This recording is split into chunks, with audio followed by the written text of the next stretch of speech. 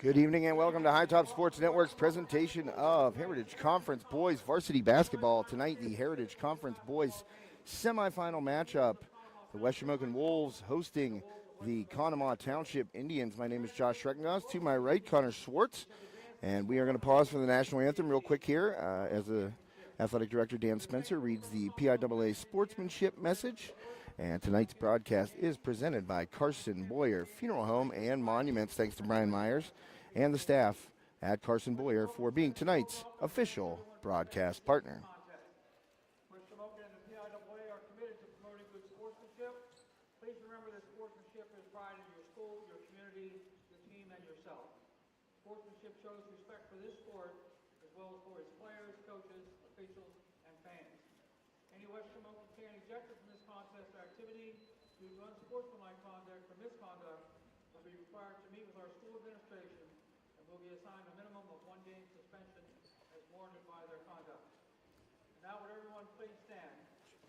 And gentlemen, kindly remove your hats as West Shamokin Senior Sophia Smith sings our national anthem.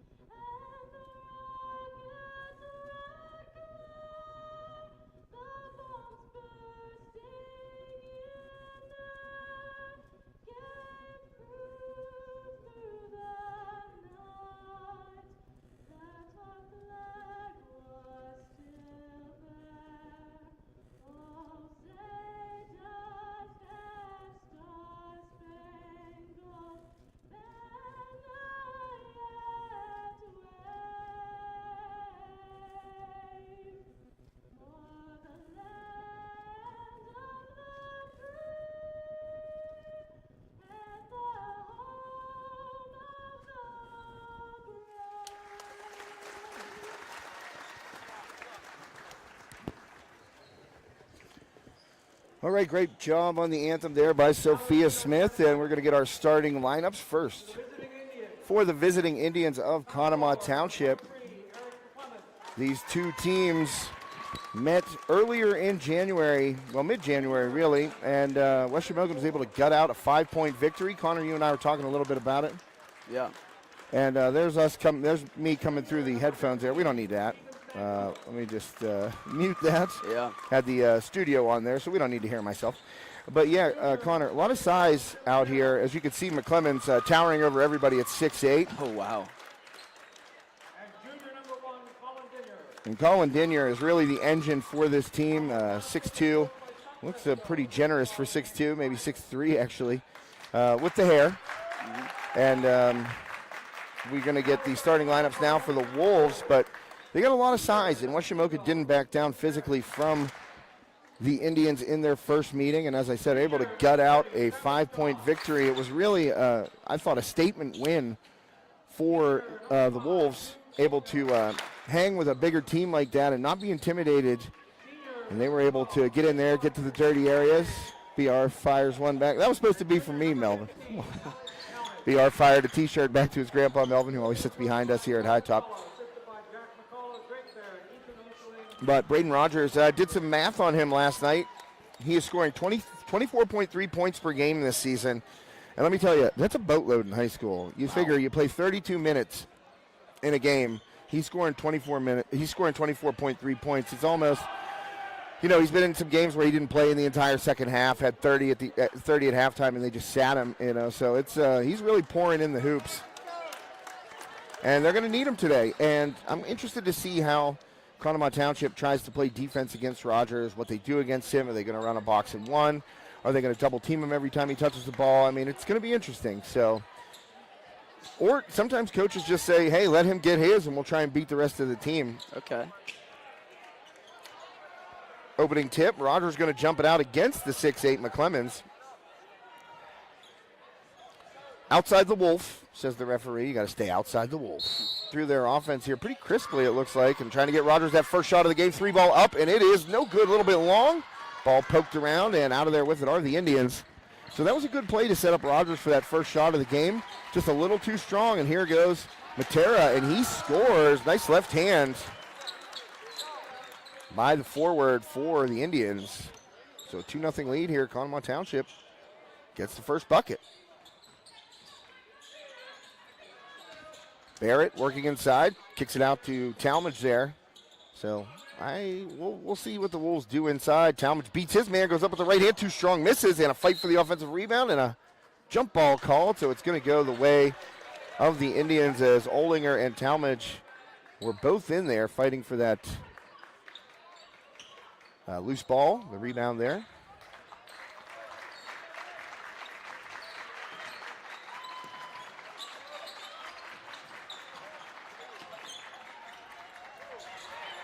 And a loose ball there, nearly stolen away by Rogers. Dinyar comes up with it. And the active hands at the top of that defense by the Wolves. It's been a strength for them all year long. Entry pass into McClemens. He's working on Jude Olinger. McClemens has to kick it out. So Olinger not afraid. Trust me, that guy is fearless. And it doesn't matter if you're 6'8". He is going to be a pest inside the shirt. That's what I like to say. That's how Jude plays defense. This time they got Barrett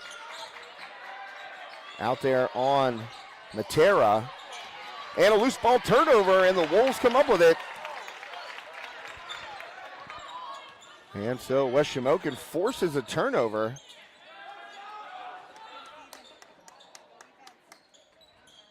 So the Wolves trying to get their first bucket of the game. Matera has the lone 2 points for the Wolves. 3-ball up by Rogers. That's cash.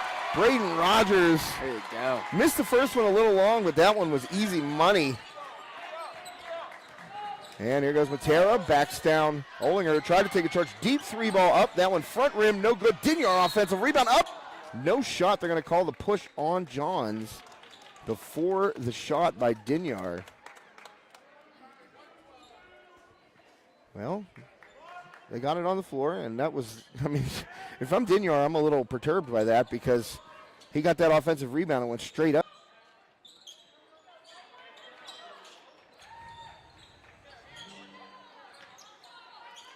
Talmadge now. Slips it out to Barrett. Here's Johns. Travis Johns gets it to Talmadge. He's got an open look. Passes on it. Goes baseline. That one poked away from behind there. That one knocked. Oh, and I was going to say it's off Talmadge. So turnover there for the Wolves. Quick hands by number 13. That is, oh, I got it. I remember this now. They do even numbers at home and odd numbers on the road. It confused the heck out of me. Yeah, that's a nice finish there by Stango. And watch out for him. Steven Stango, an electric player for Conemaugh Township, as they're showing a little bit of three-quarter court pressure here. Stango's had some big moments for this Conemaugh Township team. And then he gets that quick layup for a 6-3 lead and a foul. Right there as Dinyar helps Talmadge up from the court. Yeah, Stango's a nice little player. But yeah, Connor, it's a tradition apparently at Conemaugh Township that they do that. The home jerseys have even numbers, and the away jerseys have the odd numbers. Okay. So the roster, I was just like completely confused the first time they played here, and I went out into the restroom and I saw a guy with Conemaugh Township sweatshirt on, backdoor, and there's Rogers up for the easy layup. Nice look by Barrett. Rogers has all 5 of the Wolves' points so far here in the first. Yeah, I saw this guy in the restroom, and I said, I got to ask you a question. Are you guys doing the odd numbers on the away jerseys? And he just kind of rolled his eyes. That's taken away, and a good pass forward as Olinger goes up and scores. West Shamokin turns a turnover into a bucket as Talmadge got it ahead to Jude Olinger, and now a 1-point lead for West Shamokin. But yeah, he goes, yeah, it's a tradition. And then I came out and I asked the scorer, and she goes, yeah, it's a tradition. She was more excited about it than he was. Dinyar, 3-ball up way short. And that one was kind of rushed there by Colin Dinyar. So do they pick their own for each, like, home and away, or is it like the first one back up? No, How does it work? So it's like, okay, they're going to give us immediate timeout. How about it? Okay. So immediate timeout here, and we're going to thank one of our great sponsors and our official broadcast partner. As you can see, prior to the game there, we put a little graphic up. We're going to do so again. Carson Boyer Funeral Home and Monuments. Just Brian Myers runs the show out there. He's a great dude. I went to high school with him, actually graduated with him. Brian has been a day one sponsor for us, Carson Boyer Funeral Home and Monuments, and just really caring staff. They're thankful to be an important part of this community and will continue their long-standing legacy of helping families honor their loved ones. The custom monuments, the business that they've built up over the past few years, really cool. Really, it's not your run-of-the-mill type stones. It's just stuff like that you see in a cemetery. You want to honor someone in your family that's passed away. Carson Boyer Funeral Home and Monuments. Check them out. They're here in Roll Valley. Or as my family says, Roll Valley. Oh, yeah. That's not the Aiden side, which you're a part of. It's the Shreckengoss side. I don't know. We say Roll Valley, which I'm like, I always thought when I was a kid it was actually spelled Roll. I also thought that. Did you really? Yeah. All right. Maybe it's my whole family then. There's a lot of people around here who say Roll Valley. That's true. That is very true. Who really wants to pronounce all that anyway? Yeah, I mean, rural. It does not roll off the tongue. We'd say roll. Yeah. Hey, get down here, Roll Valley, get them in buns from bakery. You know it. Oh man, my grandma Agnes used to get the buns all the time from the Roll Valley Bakery. They were tremendous. Inside to Rogers, turnaround, blocked by Dinyar. Good defense by Colin Dinyar. And Olinger hustles the loose ball. Now that's going to be a foul there on Stango.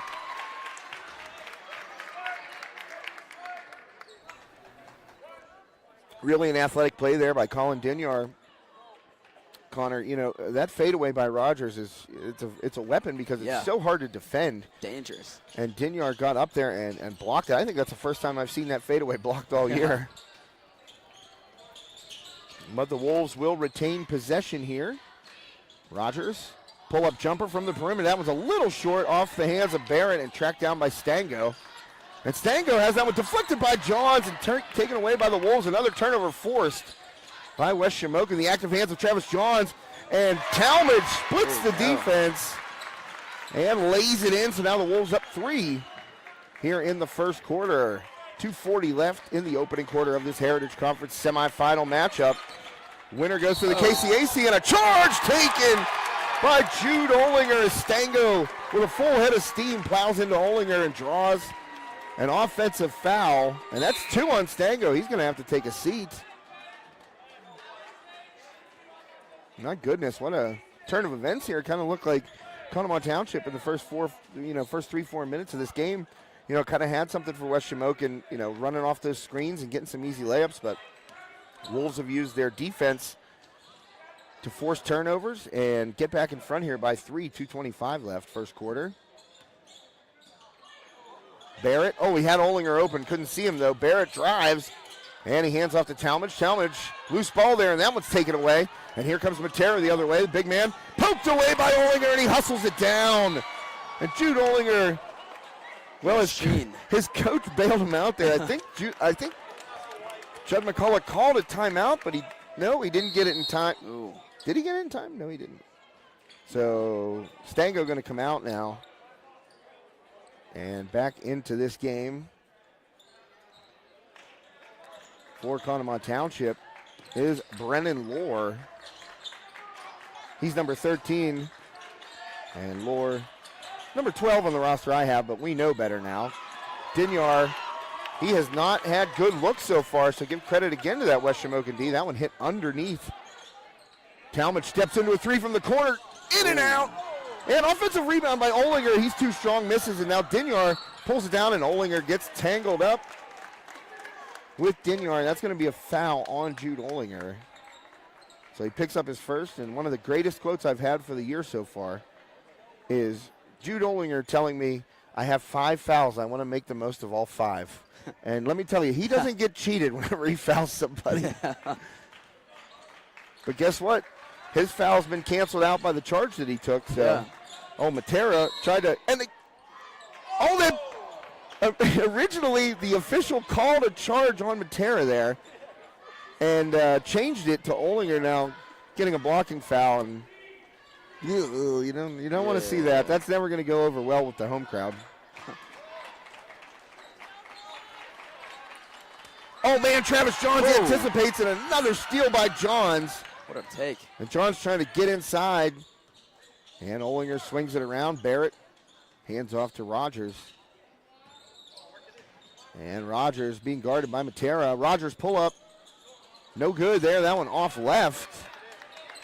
And a rebound then by the Indians. Get it forward. Here's Matera. Little runner off glass, and it's good. So Matera has 6 for the Indians. He's having a good first quarter. I like his game. It kind of doesn't look the prettiest, but he is so effective.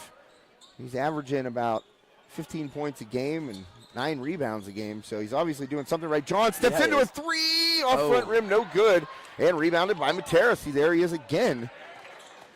Cleaning up the glass, 1-point game, 38 seconds left here in the first quarter. Lord dribbles it out over to Matera. And stolen away by Talmadge. Another steal and picked by Lore there. Nice play, and he stepped out of bounds and came back in. He was the first person to touch it. Don't think you're allowed to do that, but no call. Yeah. Pretty sure you're not allowed to do that. Yeah, you can't be out of bounds, then come back in and be the first person to establish possession. That should have been a turnover, but no call. Okay. And that ball, 1 second left, and holding it is McClemens. Nothing doing. So a 1-point lead here for West Shamokin. We're going to take a quick timeout between quarters here and thank another one of our great sponsors tonight, Armstrong Indoor Athletics. We'll be right back. Armstrong Indoor Athletics, located at 132 South Grand Street Avenue in downtown Katanning, offers a state-of-the-art training facility and top-tier instruction by experienced coaches to help turn your youngster into the best baseball or softball player they can be.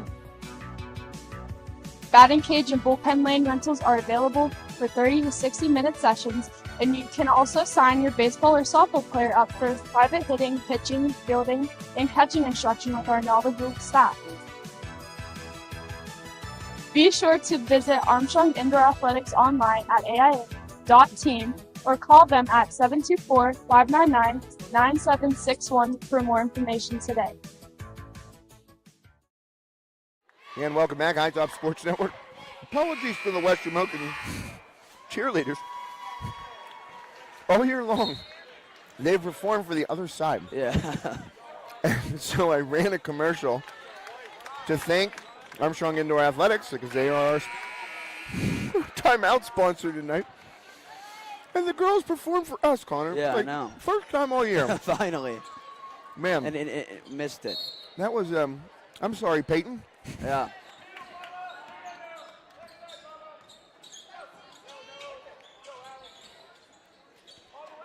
Talk about didn't see that one coming. Yeah. Rogers 3-ball up top of the key. That one's Oh. short. And good hustle by Easton Barrett. Smacks it back in. Rogers, nice dish there. Klanowski into the game, goes up. Layup no good.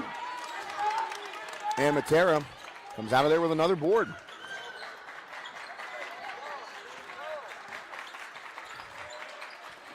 So Rogers did the right thing, found a cutting man. As Matera no good. And Dinyar in there. Oh, they're going to get Barrett on the reach-in, I think. And Dinyar had the offensive rebound. So first foul of the game for Easton Barrett. And that'll send Colin Dinyar to the line. Dinyar with no points. Not usually seeing that in the second quarter from him. First one is up and good. Rattles home. Dinyar ties it up.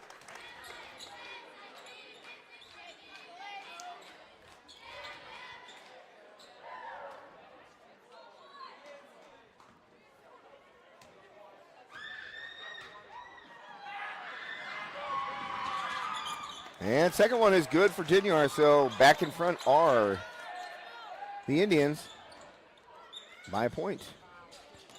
And pressure, John's dribbling around it. He gets it up the court. and over the timeline. So ball over to Rogers, and now setting up the offense is Talmadge. Talmadge into the lane, gives it to Klenowski. He dumps it inside to Barrett. Barrett kicks it back out. Oh, Bubba thought about his three there, passes it up. Rogers, that's basically a layup for him right there. Yeah. That fadeaway in the paint, I mean, so hard to stop. Seen him do that about 70 times so far this year. And Dinyard dribbled off his leg there, but able to recover. 6:42 left here in the first half. And Stango was cut off right there. Johns was up on him. Johns goes under the screen. A good defense again by Travis Johns going under that screen. And he played it perfectly as Stango thought he had some free space, and Johns was right there. That's West Shamokin defense is insane. Yeah, I'll tell you what, Travis Johns has been playing out of his mind like the last 2 weeks, and especially defensively. Yeah. Talmadge, no one comes out to guard him. He knocks down a perimeter jumper. Alex Talmadge. He has 4 now for the Wolves. And make it 13-10, West Shamokin. Johns all over Stango right now, trying to screen off of him. And that one dumped into Matera. Johns turns, but Matera too big going over the top there, lays it in. 1 point game once again. Good little pick and roll there. It's the most basic play in basketball, but guess what? It works. Yeah. Rogers' little runner, and it's good. And if he gets hot, look out. Yeah. Seen him go on several long runs of just not missing.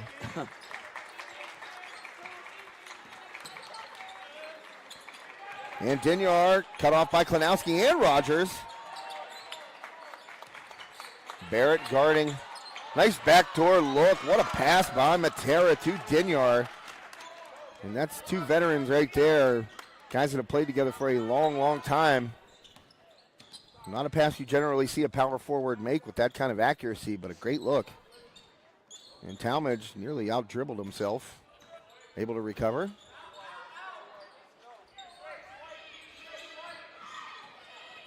Rogers pull up 3. Good. Braden Rogers. And a little something for the student section there afterwards. You know, ice water in the veins. Of course. Rogers on fire now. He's hit his last 3 shots. That was 7 quick points for Rogers. He's got 12 to lead all scorers. Inside Stango, no good. And knocked away from McClemens, and Johns comes up with it. Good hands by Klenowski to knock it away from McClemens. Here's Johns, cut off there, and Barrett trying to work against Matera. Nice move by Barrett, can't finish though. He had the spin move on Matera, but just a little too strong. Couldn't get the spin on that lay-in. Yeah.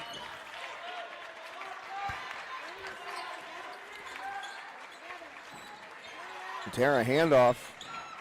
And that one taken away by Johns again! Travis Johns, a thief in the night. Just stealing everything. Travis Johns, grand larceny here in the Wolves' den. That's got to be 3 steals from him. Nice look. Oh, man, Barrett couldn't finish. Rogers found him. The Wolves starting to play with a little sizzle right now. I'll tell you what, Travis Johns, I mean, his defense has been just so fantastic all year, and he's really ramped it up. And Stango's going to be loose for a 3, and he knocks it down. And I said, look out for Stango. The more I see him and the more I read about him, he's big in big moments. And he has been able to have some big moments for this Conemaugh Township team. Stango with that 3. And that gives him 5. But, a steal there by Stango. And Barrett back. Stango, a little pull-up rejected by Barrett. And Barrett stares him down. Don't do it, Easton. Don't do it. Media timeout. That's for us. Yeah, it is. So, Connor, we want to thank another fantastic sponsor here That's it. this evening. I mean, we got so many great ones. Of course. It's kind of awesome, but check this out. B&E Powder Solutions, they're going to be our player of the game sponsor tonight. Thanks to Jason Elkin and B&E Powder Solutions, the leader. Oh, man, those back handsprings by the cheerleaders. I know you couldn't see it because of the graphic, but she nearly lost it. She was on her heels there. B&E Powder Solutions, the leader in commercial spray foam insulation. Check them out. BEPSINC.com. And Jason Elkin will get back to you with a quote. And let me tell you, they'll slick you up. Commercial installation, that spray foam stuff, it is so economical and, really just, it seems like you're laying out money in the beginning. It's like, oh boy, this is expensive. It's not. It's not expensive, and it saves you money over the course of time, especially in big buildings that B&E Powder Solutions does. So check them out online, BEPSINC, our player of the game sponsor. We'll name that after the conclusion of this Heritage Conference semifinal matchup. Winner goes to the KCAC on the campus of IUP. That would be Indiana University of Pennsylvania if you didn't know that. Oh, I know. I went there. I know. I'm just kidding.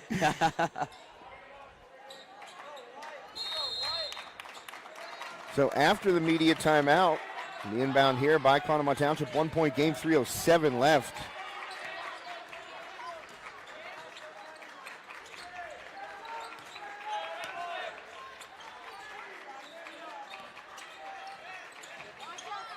Stango being guarded by Johnson. Oh, man, nearly lost it. And a pull up there. It's going to be a little too strong. And over the top comes McClemens, and they're calling for an over the back on the West Shamokin bench, but a jump ball called instead, and it'll stay with the Indians. I mean, when you're 6'8", you can go up over the top and grab the ball without going over the top of the defender, and I think that's what McClemens did there. So a good no call by the official. And a travel, so a turnover nonetheless for Conemaugh Township.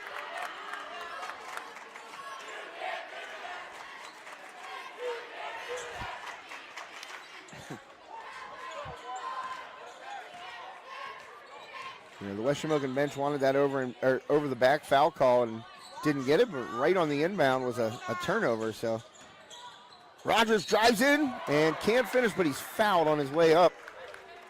So Rogers going to head to the free throw line. And our free throw sponsor tonight, Schulteis Roofing. And I told you we had the leader in commercial spray foam installation. Well, we also got the leader in commercial roofing. Wow. And that's Schulteis Roofing Incorporated, thanks to Jenny Schulteis, as Rogers knocks down the first.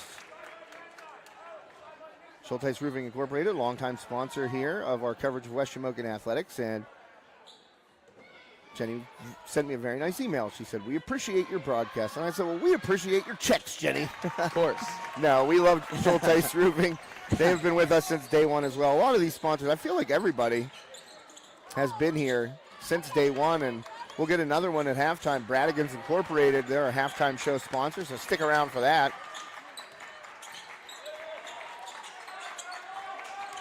And Dinyar gets himself into the lane, and he's going to be bumped, and Barrett would turn around looking for a travel, but I think instead that was a foul on Jaden Klinowski.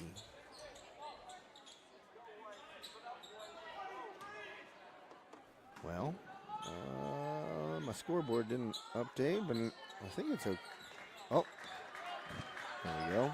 How about that? 3-point game, 2:04 left.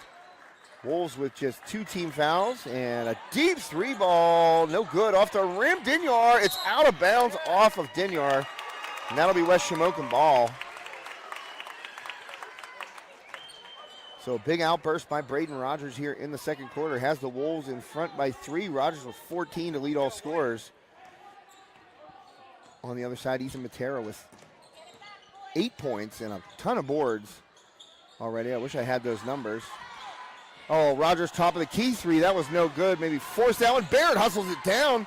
Easton Barrett tries to get baseline, but he wisely pulls it out. Oh, dangerous pass, but that one's stolen away, and that jump ball is going to go to West Shamokin. So a lucky break there for the Wolves and Braden Rogers. That was a dangerous pass across court there. The Wolves get it back on the jump ball. 1:31 left in the first half.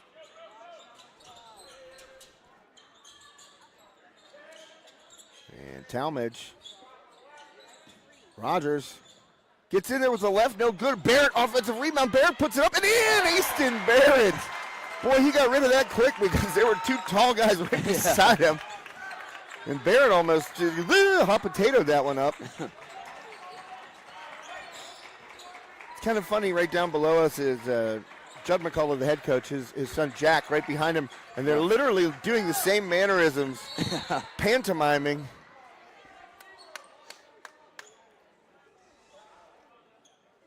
Well, the foul goes on Barrett. That's 3 on him. So Anderson Fowler going to get into the game for the first time, and Barrett has to take a seat. But Barrett out there working hard. And right before picking up that third foul, he had a great offensive rebound and putback to give the Wolves a 5-point lead. We're just under 1 minute left here in the second quarter. Oh, nearly close to a 5-second call there, but Dinyar is going to have a 3 off the swing, and he nails it. Colin Dinyar, that's a big bucket for the Indians. And Talmadge being picked up there before half court by Grayson Stutter, or Studer maybe, I guess it would be. Sorry, Grayson, if I messed up your name. He'll forgive me. They always do. Hey, all you got to do is say I'm sorry. Like a lot of these names, I'm going to mess them up. People mess my name up all the time. Yeah. So 22 seconds, I heard Coach McCullough say run this play for a layup. So they're holding for the last shot would be my guess. We're down to 15. Wolves have a 2-point lead here. Stick around for the Bradigans Incorporated halftime show. Matera reaches in there. Talmadge. Oh, Rogers off the jump stop. He shoots, and they're going to wave it off, but call it travel. Off the jump stop. I've seen jump stops that have been way more flagrant than that not be called a travel, but unfortunately, as Dinyar fires in, that's wide left.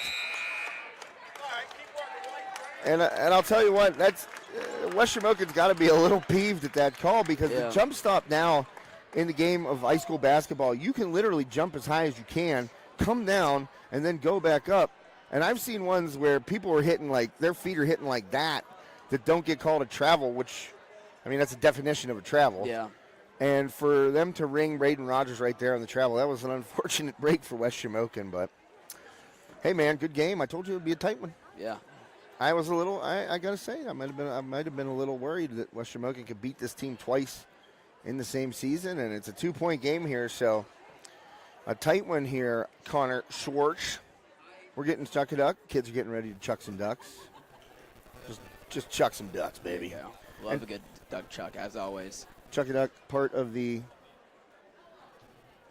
I think I'm getting a little feedback. Yeah. Part of the Bradigans Incorporated halftime show. I'm sure Andy would love the fact that we're running Chuck a Duck as part of the halftime show. But thanks to Bradigans Incorporated, our halftime show sponsor tonight. And thanks to Phoenix Physical Therapy in Rural Valley, Brian Brooks, the director at Phoenix. And he wanted to, he literally responded to my, it was early in the morning. I sent the email with the sponsorship info to him. And it was early. It was like 6:45 in the morning. And I'm thinking, I better not call just yet. Yeah. And Brian responded rather quickly. He was up and he responded and said, if the scoreboard's still available, I would like to take it. I said, it is yours, my friend. So thanks to Phoenix Physical Therapy in Rural Valley. Brian Brooks, the director, just a caring individual, great bedside manner, and runs a very, very great place right off 85 here, right before you get to the high school. If you're coming from Katanning, it's on your right off 85. And they also have a location in Katanning. Damon Fermani is the director there, and they do a lot of sponsorship of our Armstrong broadcast. So we have a great relationship with Phoenix, and you should start one too. If you are in need of physical therapy, accident maybe, slip and fall, you hurt yourself some way, you had some surgery. Yeah. Listen, it happens. Trust me. I've been on the operating table a couple times actually. Yeah. And thankfully I woke up every time. But if I need physical therapy in the future, you know where I'm going. That's Phoenix. Absolutely. So some ducks gonna get chucked. We didn't have a very close duck chuck the last game I was here. Oh, I like that. Ooh. Oh, man, big money. $44 for one of these youngsters out there. I love the number 44. That was my number. Oh. Oh, man, there's a yellow duck right next to the target. Hope he doesn't get bounced out of the way. Yeah. Came losing out on 44 Oh, bucks. man, the green one rolled right through there. Couldn't get it to stop. Yeah. Now you're playing to knock a duck. Mm-hmm. You got to chuck that duck to knock the duck. It's a ton of strategy involved here, not just little kids randomly throwing rubber ducks at a target. Yeah. There's a lot to think about here. Yellow duck, number 87. All right. Big man over there in the Wolves sweatshirt, the burgundy Wolves sweatshirt. Yeah. He's like, where's my 44 bucks? Give it to me now. Going for it. Oh, man, he said as soon as he's got a handful of cash, baby. Oh. Woo, he's pumped. He doesn't know what to do with himself. He's like, I'm keeping this, right? Oh, man, he's going to go show it off. Ooh. Dude, my man is very happy. Big Good money. for him. And let's see, he just plowed his brother Yep. to get over to Mom. Fair enough. And let's see what he does with the cash. Does he hand it to Mom? No, he's counting it. Yeah. He's like, well, 1, Gotta make sure it's all 10, 11. Wait, I got to start over. 6. Yeah, he did. He had to start over, poor guy. He says, Mom, just hang on to this. Nope, it goes to Dad. Okay. Dad's like, I paid for that duck. Well, we're going to have some half-court shots here now, which is another great thing that I don't think enough high schools do. There was one kid here. Oh, baby, that was close. All right, Connor, I like that, getting the camera on it. There's a kid here. He has glasses. Oh, where is he? He hit 3 games in a row. Really? I think it's, I don't know. I think it's this kid with the Steelers hoodie on. He's getting ready to shoot. Let's see it. He hit 3 games in a row. Oh, no, that was off. He looked at his hands. Yeah. Big man in the camo, not getting it there. All right, we got some ladies stepping up. They're going to fire. This is cash. Oh, I like it. Ooh. Oh. Man, do you think it's against journalistic rules for me to go out there and just chuck some from... Whoa, over the top. Maybe. Easy, coach. Just way up top. You know, you don't have to throw overhand from there. Ooh, just a little short. Good try. Maybe it was this kid. It was a kid with dark hair and glasses that had 3 games in a row. Oh! So close. Well, we had a very thrilling first half there. It went quickly. Yeah, it did. Not a lot of calls. Conemaugh Township out of the locker room real early. So they got their message, and they're back out here ready to go. Yeah. Oof.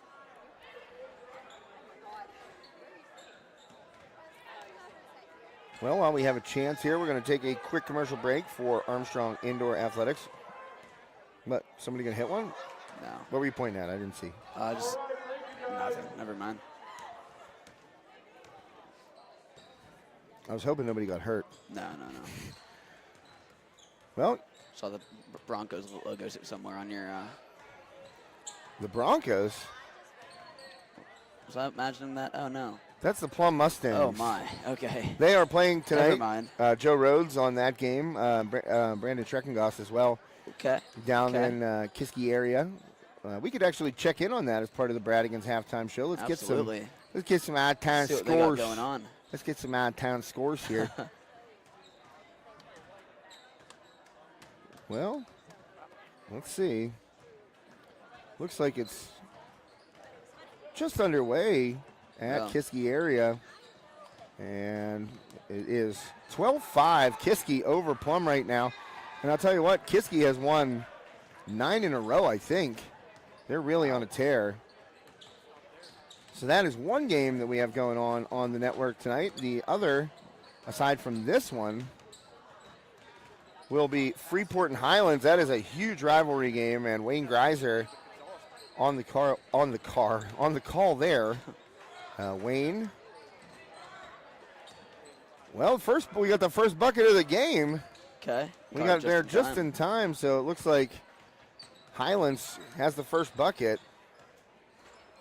Oh, it says 4-0, but the scoreboard has not updated. So, well, there's the first bucket for Freeport. So feel free to jump around like House of Pain did in the early 1990s. Absolutely. Jump up, Then- jump up, and get down. Then Everlast became a folk singer after he had a heart attack.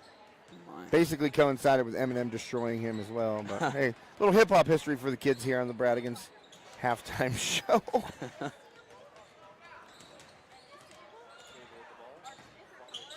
So we got Freeport Highlands, Plum, Kiski, and of course, right here at the Wolves Den, the Heritage Conference semifinals. West Shamokin and Conemaugh Township. Wolves lead by 2. And we will take that commercial break right now prior to the third quarter here. And Connor and I will be back for the second half after this. Armstrong Indoor Athletics, located at 132 South Grand Street Avenue in downtown Katanning, offers a state-of-the-art training facility and top-tier instruction by experienced coaches to help turn your youngster into the best baseball or softball player they can be. Batting cage and bullpen lane rentals are available for 30 to 60-minute sessions, and you can also sign your baseball or softball player up for private hitting, pitching, fielding, and catching instruction with our knowledgeable staff. Be sure to visit Armstrong Indoor Athletics online at aia.team or call them at 724-599-9761 for more information today.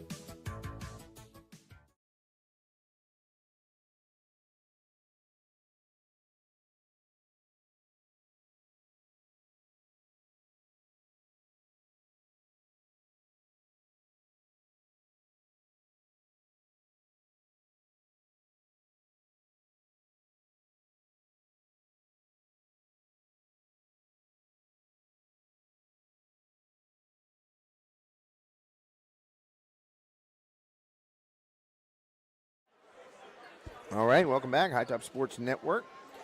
Josh Reckengost and Connor Swartz here with you this evening. And we're getting ready for the third quarter, about to get underway. Thanks to Bradigans,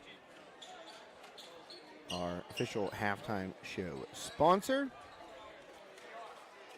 And thanks also to Ryan Bowser State Farm and Nicola Ann Photography. They are our Thank You Wolves sponsors tonight. Just a little vote of support from local business owners for West Shamokin this evening.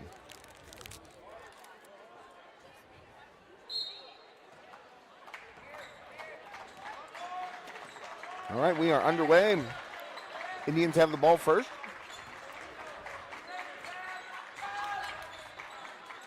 Dinyar, 3-ball up, no good. Olinger back in the game after some early foul trouble.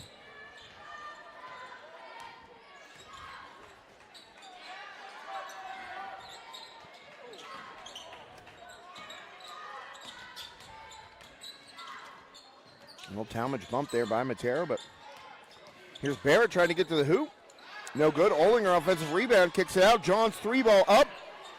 A little too strong, and Matera another board for him.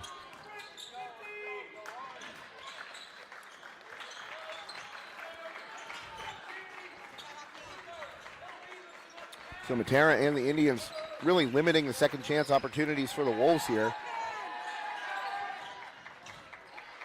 Talmadge had Grayson Studer. I'm going to say Studer. Oh, man. McClemens tries to back Olinger down, and Olinger kind of caught that defensive rebound falling down, and ball gets loose, pops to Dinyar, and we're tied here. At 22 apiece, just underway, third quarter, 6:40 left.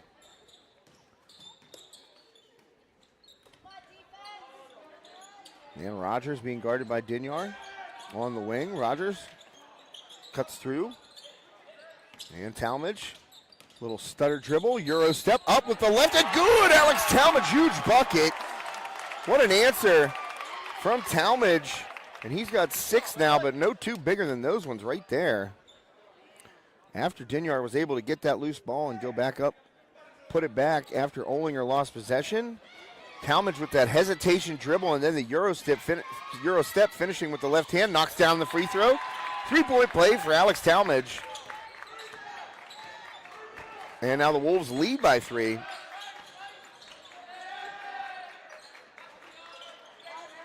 And top of the key, Olinger guarding McClemens.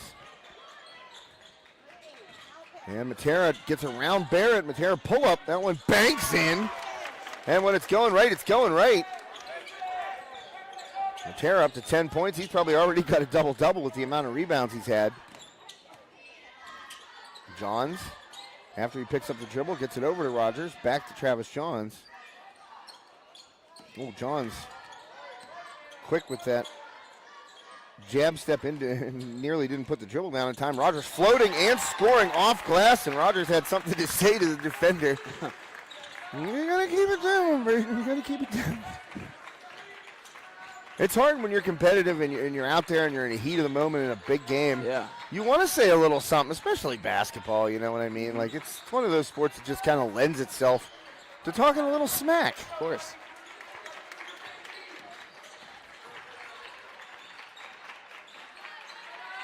So the Wolves are up 3, 27-24 inside. Matera again. Wow. Man, a great bucket there by the forward. You got in there. Yeah, man, he's got a nice game. Like I said, it's not the prettiest thing I've ever seen, but it's effective. And guess what? It don't matter how pretty it looks as long as it goes through the hoop. Mm-hmm. Absolutely. Oh, little man trying to get through the scorer's table right there. Rogers, 3-ball from the wing. It's good! Braden Rogers. He's got 19. Can't stop him. And Braden Rogers just knocked down 3 right there, and he knew it was good when he let go of that. I wasn't so sure, but he certainly knocked it in. Oh, and a reach-in foul. They're going to get that. I don't think it's going against Barrett. It's going to go against Rogers, but Barrett was. No, it goes against Olinger. I didn't think that was on Jude, but that's going to be 3 for him. Barrett was originally reacted like he thought it was on him. I thought it was on Rogers for the reach-in, but unluckily Jude Olinger gets nailed for it. So. Yeah. So 30-26, Wolves lead. Matera going to pull a 3. That one's short, air ball, and a save there. And Barrett pops it over to Braden Rogers, and Rogers by himself. Rogers up at the left, and he's too strong. A little push by Matera, but the offensive rebound comes to Talmadge, and he lays it in. Alex Talmadge there, second wave, finds a home, and now the Wolves are up 6. Biggest lead of the game for West Shamokin. And inside, Matera gets baseline and a great finish under the hoop. He is having a nice game, and he's doing the bulk of the scoring here for the Indians. He's got half their points.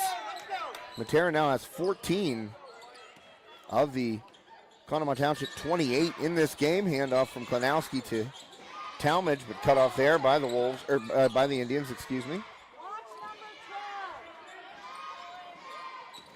Talmadge kicks it out. Klanowski pulls a 3, way long. Well, Bubba, he's a very large, strong young man, and a little too strong on that 3-ball. Matera free throw line. That one's going to be too strong, and Rogers skies for the board. So 4-point game now. Talmadge steps into a 3. Cash money, Alex Talmadge. There you go. If it's not Rogers, it's Talmadge. That's the way it's been all year long. There's 1 and 1A in terms of scoring for the Wolves. 3-ball up, and an answer there by Conemaugh Township. Points are starting to flow. That's Grayson Studer with the 3. And 4-point game. Corner 3 from Rogers. That's short. Barrett has that rebound knocked away by Matera. It goes to McClemens. And the Indians control 2:30 left here in the third quarter. Dinyar going to step into a 3 from the wing. That one's long. And Studer tracks down the rebound. Underneath, there's Matera, a little short jumper. That going to come up a little short. And the Wolves get the rebound. Johns walks it over the timeline. 2:10 left. Johns being guarded. Up top there. Ooh, reach in there by Matera, knocks the ball. Oh boy, and that's a turnover for the Wolves. As a little miscommunication between Talmadge and Rogers leads to a turnover. So we got a timeout taken by West Shamokin head coach Judd McCullough. Didn't see what the... Is it a full timeout? What was it? No signal by the referee there, No. whether it was a full or 30. Should I go out and ask him? Of course. Hey, ref, was that a full or a 30? Give me something here so I know what I'm doing. Yeah. Well, we had a lot of back and forth there, Connor. It's like kind of a low-scoring first half, 22-20. But now we're at 35-31, so there was like 4 trips up and down the court where it was like each team was scoring. So Yeah. looks like we have a full timeout. Just 30-second is this signal. Mm-hmm. This is a full. Didn't get either one. So Yeah. just the mental clock in my head says we're past 30 seconds. Would say so. Well, let's thank, once again, our official broadcast partner tonight, boom, Carson Boyer, Funeral Home and Monuments. Located at, well, they're down on West Main Street here in Rural Valley. And last second instructions here on both sides, but Carson Boyer Funeral Home, slant face markers, grass markers, custom markers, bevel top, hickey markers, and upright markers. So check them out. They have everything, to help you honor your loved ones. So the inbound here after the timeout taken by West Shamokin, 1:55 left third quarter. Oh, man, Dinyar able to stick a hand out. And short jumper, in and out, no good. And a push from behind. Oh, it was Klenowski. Well, McClemens, I think, tripped over his own feet after the initial push. Yeah. And Klenowski asked him, he said, "Are you okay?" And Clemens said, "Yeah." When you're that tall, and you're that young, he has to feel like a baby giraffe out there. Trust me, I grew a foot in a summer, and let me tell you, I was falling all over the place. 3-ball up, off the inbound, and knocked down. So a big bucket there by the Indians, make it a one-point game. And what a nice bucket off the inbound there, corner 3. Knocked down by Brennan Lohr, and trying to answer there was Talmadge, no good. Dinyar with the defensive rebound, pushed it the other way, Lohr. Inside, and McClemens too strong. And rebounded by Rogers. So going the other way, Wolves with a minute 8. 35-34, 1-point game. It was a 2-point game at halftime. And exactly 60 seconds left in this third quarter. Talmadge, better dribble. Oh boy, got close there. That was almost 5 seconds. And Rogers double teamed immediately off that screen by Barrett. Rogers dribbles around it. Turnaround. Oh man, that's so smooth. When you need a bucket, call BR, because that one was just silly good. He makes it look easy. Trust me, it is not. Especially when you're shooting over guys that are 6'3". Johns gets those hands working again. Another steal by Travis Johns. He gets it to Talmadge. The layup, no good, but a foul called. Okay. Travis Johns. What did I call him before? A thief of the night? Yeah. I got to come up with something better than that. That sounds a little weird. Yeah. A little bit. Travis Johns just, I like the grand larceny. I think I said grand larceny before, but. And Talmadge knocks down the first. So that is 38-34, 4-point lead, 22.4 seconds left, third quarter. It's got to be Johns' fifth steal, fifth or sixth steal. He's having himself a game. He's just, the active hands, man. He's got such great anticipation, too. Talmadge, 2 for 2 from the line. Alex Talmadge, he's got 14. Rogers has 21 to lead all scorers, so 35 of the Wolves' 39 points coming from those two. And in the first game, I think they had something like 38 of the 49 or something. Jump ball, and it goes to West Shamokin. So tying it up on the floor. Great job getting down, getting dirty. Wolves have 5.4 seconds left to try and get a shot off here.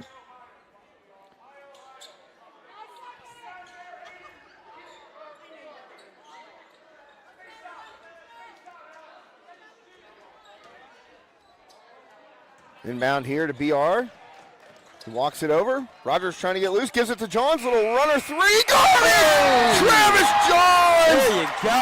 What a bucket from Travis Johns, and he's going bananas on the sideline. Johns with the knockdown at the buzzer, third 8 quarter. ahead. Whew.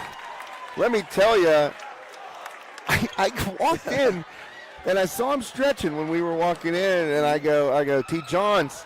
And he looked at me and he put the fist out for the fist bump, and I said, big game tonight, I want to see it. Yeah. And he goes, So you're seeing it. I got you. And I'll tell you what, he did get me. Those were his first 3 points. But guess what? They're 3 huge points, as that gives the Wolves an 8-point lead. He's definitely got more steals than he has points, but guess what? Those 3 are huge right now. As now the girls don't turn around for us. Yep. Unbelievable. I chose not to run a commercial, ladies. I'm going to write a letter. So, wow, what a turn of events there at the end of that third quarter. All set up by good defense again down here by the Wolves. You see a loose ball on the floor, you dive on it, get that jump ball to tie him up. You get the ball back with 5.4 seconds left. And everybody in the gym, me included, I'm sure, thought Rogers was going to try and take that last shot. Yeah. A little handoff there to T. Johns. He had an open look. And the silky smooth baritone knocks it down. Leader of the drama club, mind you. Really? Oh, yeah. He's got a singing voice that, like, first time I heard him sing, he did the national anthem here for a varsity game. And we're going to get an offensive foul going the other way on Stango. Wow, Stango gets called for the clear out on Johns.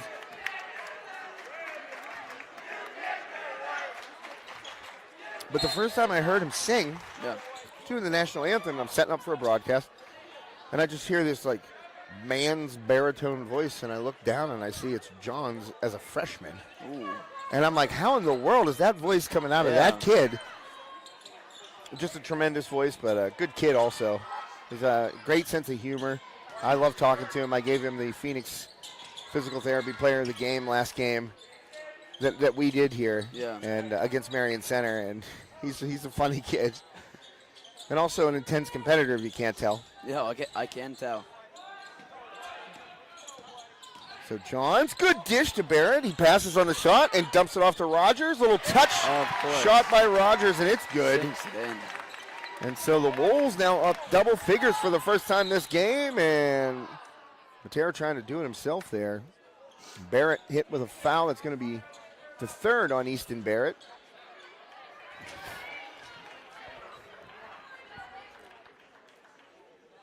So 2 free throws upcoming for Matera. And he's been the best player for the Indians tonight by far. You know, the rebounding and the offense. First one up and good. But here's the thing. Judd McCullough calls a full timeout. Thanks to Coach McCullough for giving me the signal so I know what the heck's going on. But, yeah, the secondary scoring just has not been there tonight for Conemaugh Township. I mean, 9 out of Dinyar, you know, he's averaging almost 16 a game. Wow. So he's been held under. Stango not in the game right now because of that foul. You know, he's up in double figures, I believe, as well. So the Wolves are doing a great job defensively, keyed by Travis Johns at the top. You know, forcing a lot of turnovers, steals, deflecting passes. It's been a nice showing so far for the Wolves. And guess what? Here, where I'm not so worried about West Shamokin being able to close out a 9-point lead in the fourth quarter for a win, whereas I was talking to Melvin before the game about Armstrong. They had a 12-point lead against Indiana last Friday, and they could not close it out because they're having a down year. That team really doesn't know how to win, and they had a lot of turnovers, and you know, put Indiana on the line, which you can't do when you're leading, and They let it slip away, whereas West Shamokin, this team got their first state playoff victory last year. They've been a competitive, well-run program for a long time. These guys know how to win, so having them let one slip away would be much more surprising as Matera misses the second one, and Olinger tracks down the defensive board. So a 9-point lead out of the timeout. Some pressure here, and Barrett dribbles past McClemens. Barrett hands off to Johns, and the Wolves get a chance. Set up the offense. Johns going right. They're going to say that Johns dribbled it, and it went off of him out of bounds. No call. So a turnover there for the Wolves as Johns was trying to get baseline there, anticipated some contact. Don't know if he really took the contact that he was anticipating, but in any event, a possession here for the Indians, trying to cut a 9-point lead, shave some points off that. Good defense by Barrett there, cutting off Matera, trying to go baseline. And a nice move by Matera. He lays it in, gets around Barrett there and scores. So 17 of Conemaugh Township's 37 points belong to Ethan Matera. Junior power forward for this Conemaugh Township team, having a really nice night. But his team right now down by 7 points, and the Wolves looking to have the answer, which they've had all night, and Talmadge goes down. That one out of bounds off Talmadge. So the contact that the Wolves, I think, are expecting or trying to draw isn't as, the refs don't see it as, worthy of being called a foul. Yeah. And I think sometimes when you're on the offensive side of the ball and you have a lead, you start dribbling. And Johns again got the hands in there. Johns will force a jump ball, and it will go to the Wolves. Well, the statisticians, and I think they're right, they did have the last one. I don't disagree. Well, the rules have been distributed. Yeah. Changes the jump ball arrow at the beginning of the period. Rogers, they did have the last one, though. She's not wrong. Yeah. But it does change at the beginning of each period. Rogers gets in there and beats everybody to the rack. Braden Rogers, he's got 25. Right at that season average. 24.3 coming into this game, and it'll go up a tick now with 25 more. Spin move, Matera, pull up, a little bit short, and McClemens had it knocked away by Talmadge, blocked it. Oh, and Barrett gets called for the foul on Matera. And Barrett, let me tell you, he wears his emotions on his sleeve, just like a lot of these guys do for the Wolves. And I kind of feel for Barrett right now as he's going to be picking up his fourth. I think that's they got a 4 on the board for Barrett. And Klanowski ready to check in. First one by Matera is good. And Klanowski checks in, as does Stango, who had to sit down after his last foul. Stango has 4, so be aware of that. Matera up, no good, 1 of 2, and Dinyar gets around his man. Going to be short, and Johns rips down the defensive rebound. Johns gets it off to Rogers, 46-38. We got 4:49 left. And Johns sees an opening. Johns tries to get in there. Johns up, and he'll be fouled. Boy, he would have brought the house down with a 3-point play there, Connor. Yeah. And so that is the first foul on Grayson Studer.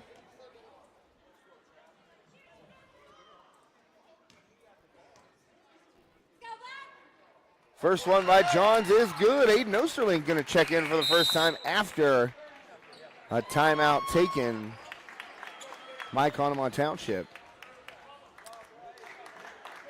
It's a full timeout. So we will say once again, check it out. Stay tuned for the B&E Powder Solutions player of the game. Who you got right now? I mean, it's easy to say BR with the 25 points. I like what Talmadge has done. I like what old T. Johns is T. Johns, man, you can't fault it. Nothing Absolutely. wrong with his game tonight. Yeah. He's Great got defense. Oh man, it's phenomenal. And you look at him and you think, well, I don't know. This is what I think when I look at him. Yeah. He doesn't seem as long as he actually is. His anticipation's fantastic, but he actually does have a pretty long wingspan. Yeah. When you get up close to him, he's taller than what he looks. It's like from across the gym, I'm thinking, I'm a lot bigger than that guy. And I walk up to him, and I'm like, oh, he's kind of like my height, and kind of long and skinny. And, he really anticipates the ball well. He had that steal in the first half where it was just a lazy inbound pass by Conemaugh Township. He saw it, and he was down here, and he sprinted and just was able to get, intercept it basically. Yeah. So Stay tuned. B&E Powder Solutions player of the game might be T. Johns as he knocks down another free throw, and the Wolves lead back up to 10. That one's short, and Johns gets the board.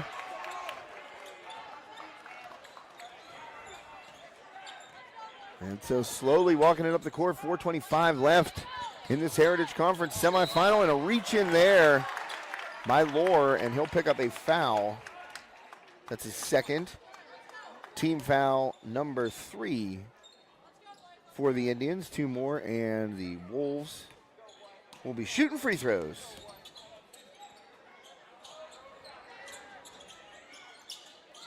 So Johns, well, not getting the count, so just holding it there. And inside to Aiden Osterling, who is in the game now. And Wolves just not afraid to bleed a little clock here. Moving it around. Talmadge over to Osterling. Swings it to Johns. And back up top to Talmadge. He'll just hold it. And that's what you... I mean, listen, if they're not going to come up and guard you, and that's going to be a foul on Matera. And that'll be his second foul. Media timeout. Okay. You know, for High Top Sports Network and no one else. Well, Connor, I'm thoroughly impressed. I thought it would be. And listen, it's 3:46 left. Anything can happen. Yeah, I've seen 10-point leads disappear in 40 seconds. However, the Wolves have really done a great job, and they've answered the bell, really, I think, tonight. Yeah. Conemaugh Township came out, got an early lead, and it was kind of a little back and forth there at the beginning of this game. And then the Wolves just kind of coincided with Rogers getting hot there, and they started to play a little bit better, ratchet it up just a little bit more. And the size, really, as we talked about in the beginning, Conemaugh Township, a big team. The size has been neutralized by the hustle and determination, grit, whatever you want to call it, of these Wolves. They come out fighting, and they're clawing and grabbing and scratching, doing everything they can for those loose balls. Shutting them down. And the size, you know, like McClemmon's really not been a factor tonight. I don't think that he's, you know, he's young, and it's tough whenever you're that tall and you're 15 years old, you know. Like I said, you're falling all over yourself, and it's tough to be coordinated. Now, 2 years, I would say look out. It's going to be a problem. But Dinyard tonight, they've got him shut down to 9. Stango, as I said, he's only got 5. So give a lot of credit to the Wolves defense. Back underway here, 3:40 left in the fourth quarter. Wolves 10-point lead and a reach by Matera, and that's going to be 5 fouls on the Indians. So for the next 3:35, West Shamokin will be shooting free throws, thanks to the dumbest rule in high school basketball. Well, I don't know. I might take that back. I don't know. I have to think about that because there's some dumb rules in high school basketball. Namely, one, there's no shot clock. I mean, you really should have a shot clock. You know, you'll randomly see these scores that are like 6-4 because it's a team going against a powerhouse team, and they'll just hold the ball, and the other team won't come out and guard them. Yeah. So you can literally stand there with the ball for 1, 2, 3 minutes. If no one comes up to you and gets to within this far, the ref doesn't count the 5 seconds. They just let the clock drain and then try and get a shot each quarter. To slow a really good offensive team down, and up and under finish by Stango. Boy, it would be nice. Down that court. It would be nice to call some more Conemaugh Township games just to say the words Stango Unchained whenever he gets in there. There you go. You know what I'm saying? I kind of want to break that one out. Yeah. I love a good Tarantino film. Oh, yeah, I love a good Tarantino reference, too, you know. Stango Unchained, I think, would be tremendous, you know. Like, if he's going off just, like, scoring at will, I'd be like, Stango Unchained. He's been chained tonight a little bit. Not in the same way of the Tarantino movie, but, you know. No, not quite. Yeah, it's pretty rough, Yeah. Yeah, but Stango, like I said, coming into this game, I think he's averaging, like, 13 a game, something like that. Wow. Let me just look it up real fast. Well, Stango at 10.2 per game, so he's at 7 right now, so he's under his average. Dinyard, the leading scorer, 15.3. He's at 9. Matera, he's having a game tonight. He's at 18. He's averaging almost 15 a game. So Wolves defense has been the story, really, shutting down the offensive threats for Conemaugh Township. Stango knocks down the free throw. Oh, a turnover right there, and the Wolves give it up. So Matera's got, well, they went right into that pressure after Stango knocked that free throw down.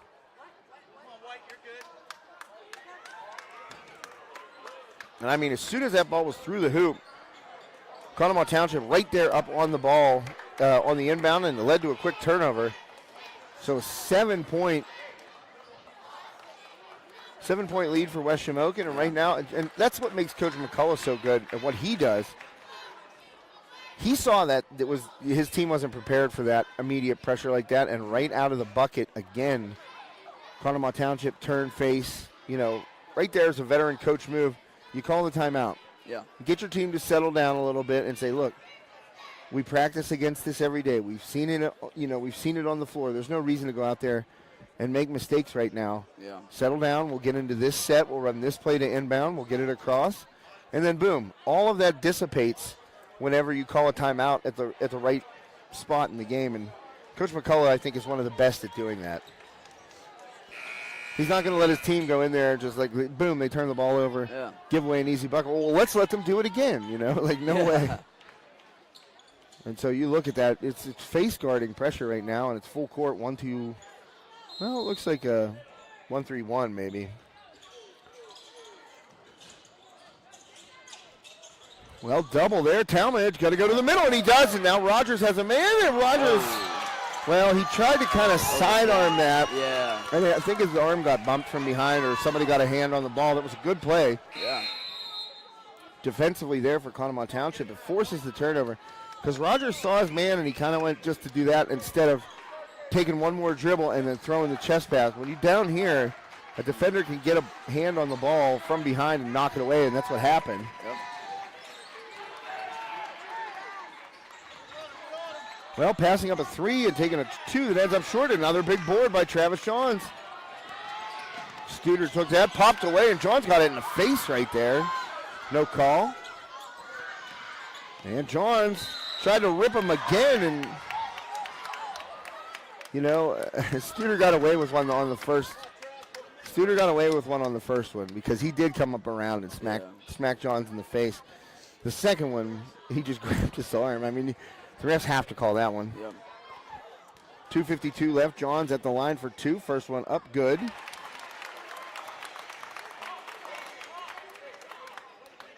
I got to tell you, I love the passion of the Conemaugh Township statisticians. They are fired up. Absolutely. And have been all night as Johns only gets 1 of 2.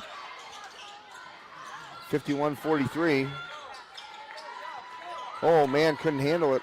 Lohr couldn't handle it. Stango. Well, Matera's calling for the ball, guarded by Olinger. Olinger on the floor, knocks it around, ball loose. And that's should have been a travel.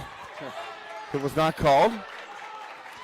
I mean, Matera hustling all out, and a nice look inside. Blocked away by Travis Johns. And Johns got a hand in there again and knocked the ball away, but Matera fouled on that one.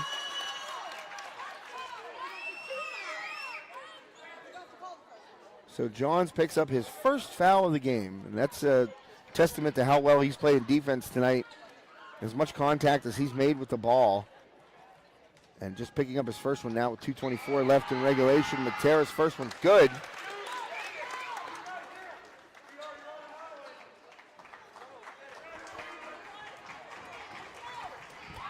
Matera short, and a rebound by Olinger. And Olinger fouled right there by Dinyar. Dinyar has fouls to give. He does not have any, that being his first.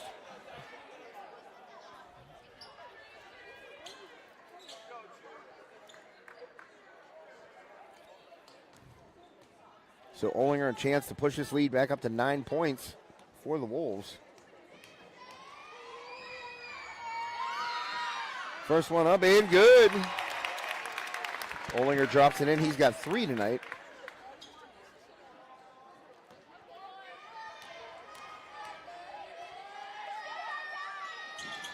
And misses the second, but Aiden Osterling was being grabbed by Dinyar, actually. Ball goes the other way. It's going to go to Conemaugh Township. I don't know if you saw that, Connor, but as Osterling was going for the ball, his jersey magically went like this.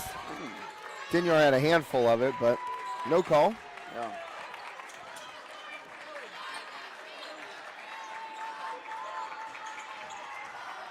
Good move by Stango, but a little out of control on the way in, and Talmadge got kicked in the head by Stango as he. Oh man, Matera, and that was a really athletic play by Matera right there. And I don't know if his foot was on the line when he jumped. No. That was a really athletic play. I mean, oh man, that's tough. Because you have to look down, like when you do that, and that long pass is open. Johns finds Rogers, and Rogers up for the easy lay-in. Oh my God. T. Johns showing off the rifle right there. And that'll make it 54-44 with 1:44 left. Stango three-pointer in the corner long, and right into the hands of Talmadge as he's fouled by Studer with 1:39 left, and the Wolves right on the verge of closing this one out, Connor. Yeah.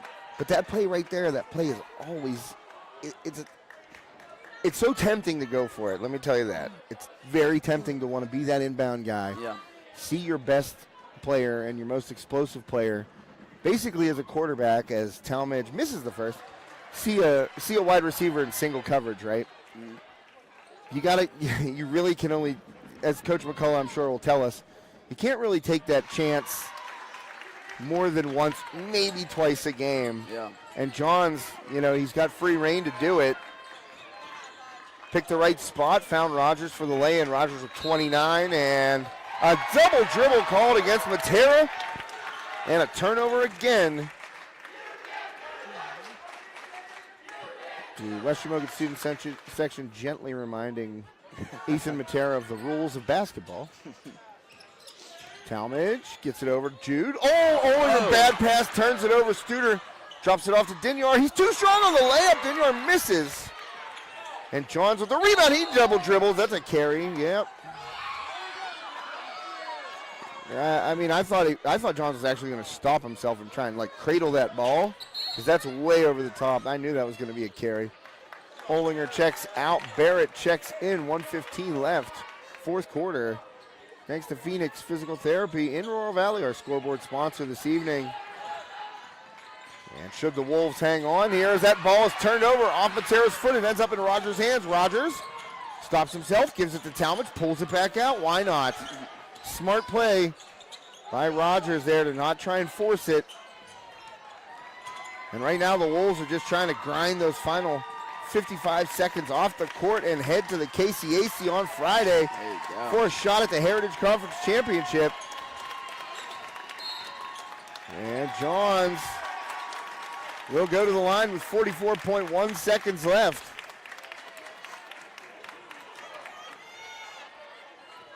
See, this is going to be too hard for me to pick a B&E Powder Solutions player of the game, so I'm going to let Coach McCullough do it. Really? I'm going to tell him to send out whoever he wants. There you go. Because I think it's a toss-up between 3, maybe 4 guys. I tell you what, I like what Easton Barrett did tonight. Yeah. And Johns gets them both. 57-44. 3 ball up, no good by Dinyar. Rattles out. Rebounded by Aiden Osterling. And hands it off to Talmadge. Little pressure. But Johns gets it across off the pass from Talmadge. And the Wolves are going to, there's a foul by Studer, and that'll send Johns back to the line. So don't look now. T. Johns a chance to get into double figures if he knocks these down. Mm-hmm.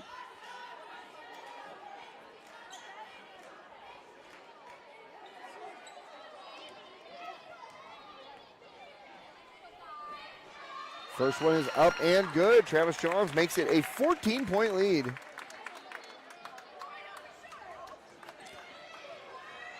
.5 seconds left. Johns got them both. He's in double figures. And this may be, Dinyar goes right past Rogers. Rogers not going to foul in that situation. 13-point lead. Talmadge gets it to Osterling. Oh, man alive. Osterling right at the line. I thought boy, he better look down and see where he's at. He did not.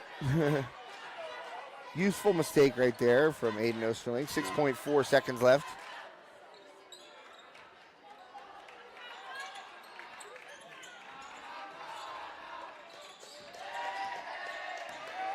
Well, final 2 seconds, and the 3 ball goes up, and no good. The Wolves advance to the Heritage Conference Championship game at the KCAC on Friday night on the campus of IUP. Guess who's going to be there? Oh, who? High Top Sports Network, baby. There you go. That's right. Wolves advance over the Conemaugh Township Indians. A 13-point win. A little bit more comfortable than the last one. Only a 5-point win here at home, but color me convinced the Wolves. It's not that I doubted them. I just thought that they'd have a tougher time this time around. And Yeah, it's a big team on the other side. the formula worked. Yeah, The formula worked.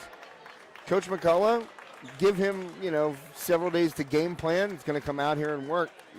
Matera had a great game. 21 points, guaranteed over 10 rebounds, so a double-double for him. Yeah.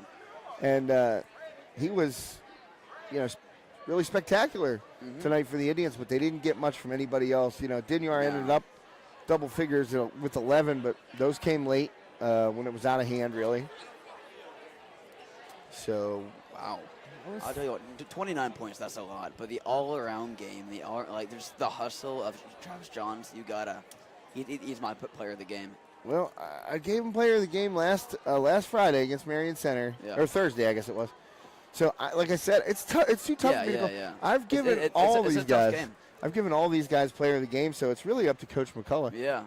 And he took him off the court already, so I didn't even get to give him the signal like this, like you need to pick the player of the game. Yeah. Because last against Marion Center, he did. He sent up Travis, and I said, "All right, that's good." Gotcha. He thought he was thinking along the same lines as I am. Yeah. So we will wait, and I know Coach McCullough will be out himself for sure. And we'll get a little insight into this victory by West Shamokin. But first, we're going to do some out-o-town scores. Oh, yeah. As I said, Bradigan's was our halftime show sponsor, also our post-game show sponsor. So,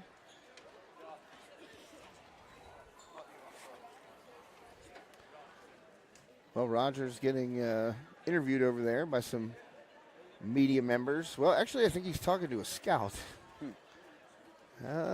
Guy's got that's a Pitt Johnstown quarter zip on there. Gotcha. Definitely nice win. Yeah. Yeah.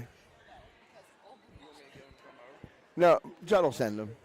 I'm just talking to Josh Rogers, Braden's dad. He told me before the game he's watched everything on our website, and I said, boy, there's some bloopers on there that I don't know if I really. Yeah. There's definitely a blooper reel of us making fools of ourselves on the air. Absolutely.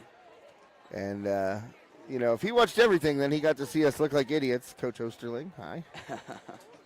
Yeah, we're where we spend about 40 minutes over the course of, a very long day at the KCAC for Heritage Conference girls volleyball, and we're talking about Pitbull, the rapper, of course. Of course. Well, I guess I don't really call him a rapper. I mean, he's kind of like a pop guy. Artist. An artist. I suppose. Pitbull no one's ever seen his eyeballs, Joe said. He only wears sunglasses. He wears sunglasses everywhere. He does. That's what I've heard. Just the word. So I said, if you watched everything on our website, apologies about the get to know your high topper from Josh Treckingus. And Joe Rhodes talking about why you'd choose a cat over a dog because a cat poops in a box. I mean, Okay. That's not really sports related. No? So we're going to wait around here, and Coach McCullough obviously took his team into the locker room really quickly. We'll address them, and he'll come back out. Some very passionate fans on both sides. Well, we got an earful here. The Conemaugh Township fans were right behind you, Connor. I know. I heard And everything. great coaching advice from her. She said, watch number 12. Yeah. Watch him do what? Score 29 points? You know what? That's a mom, though. She's in here. She's being passionate. There was a foul call. I don't know who her kid was, but there was a foul call. She goes, "You're going to give my kid another one?" And I'm thinking, oh, Mom. Her voice carries. That kid's probably like, "Mom, come on, enough."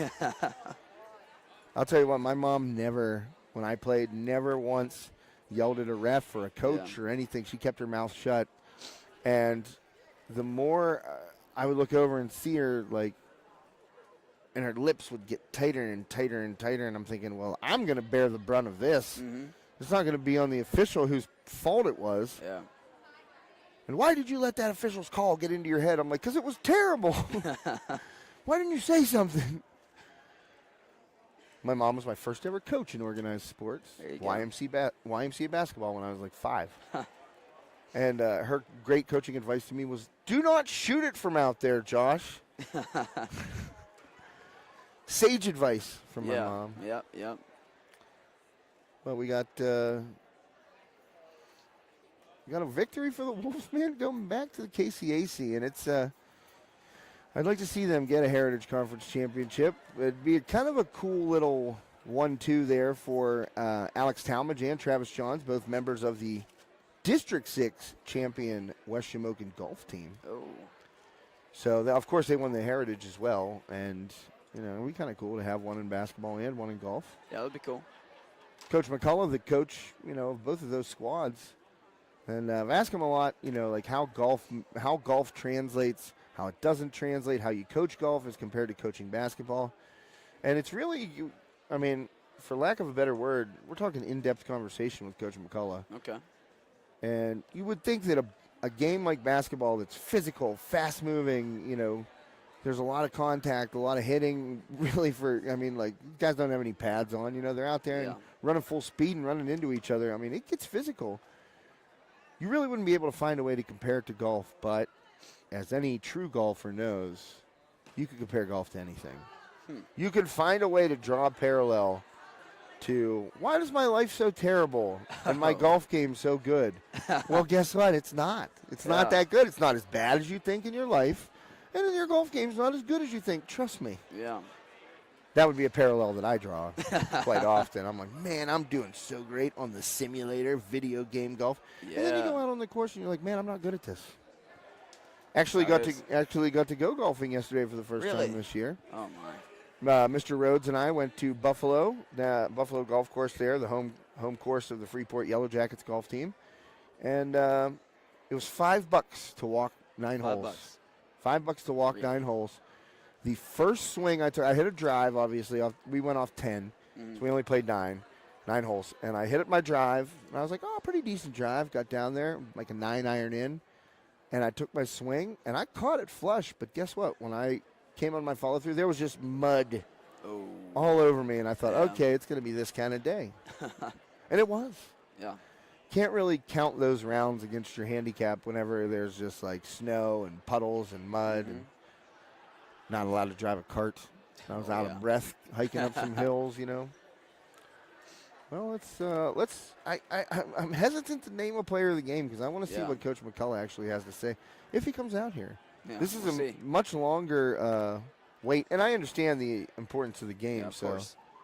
I'm gonna be pointing at him though as soon as I see his face. Yeah. Coach, get over here now. Well, we can jump around. Let's do that real fast on the Bradigans. By the way, do you still have my can get clubs and whatnot? Of course. There you go. They're out in the little shed. You never come over and hit them. I know. I've been a bit busy lately. Busy. You know what? If I had access to a beautiful golf simulator like you have access to, I'd be there all the time. I'd be wearing out my welcome. And yet I never see you. You're too busy getting ready to jet set across the European continent, leaving us little people behind. Yep.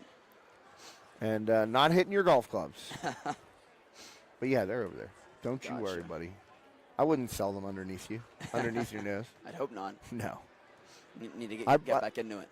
Yeah, you should. You should never get out of it, man. I know. Well, there's Jack McCullough. That's one McCullough. So maybe the elder, or eldest, I guess, McCullough will be out here shortly. Well, I gave Jack the look. And we're going to wait. He's going to go in and get Coach McCullough, who I'm sure is happy with the outcome tonight. Yeah. I wouldn't. I don't. 59-46 is a pretty solid outcome. Yeah, 13-point win against a team that they had a real tough game against the first time around. But I'll tell you what, I'm sure, like any good coach, there's going to be things that Coach McCullough saw tonight that he didn't like. Yeah, of course. And I think some of that would be a little bit of the out of control. Mm-hmm. You want to be a little bit more dialed down than they were at times. But listen, you can't really fault much with anything West Shamokin did. They took care of the ball. Rogers got hot, was able to carry them for a good solid stretch. Mm-hmm. And then Talmadge picked it up. Johns got some important buckets, especially that three at the end of the third quarter. Yeah. That was a really big momentum boost, I would say, for the Wolves. So just hanging out here. We're waiting for Coach McCullough. I'm going to run a commercial real fast, and we'll thank Steffi's Country Catering, and we'll be right back. Oh, yeah. Steffi's Country Catering prepares home-style made-from-scratch dishes that will have you convinced Mom made it. Whatever the occasion, Steffi's Country Catering will have you coming back for every event year-round. Find us on Facebook to place an order or to see our Sunday specials, or call 724-54-85047.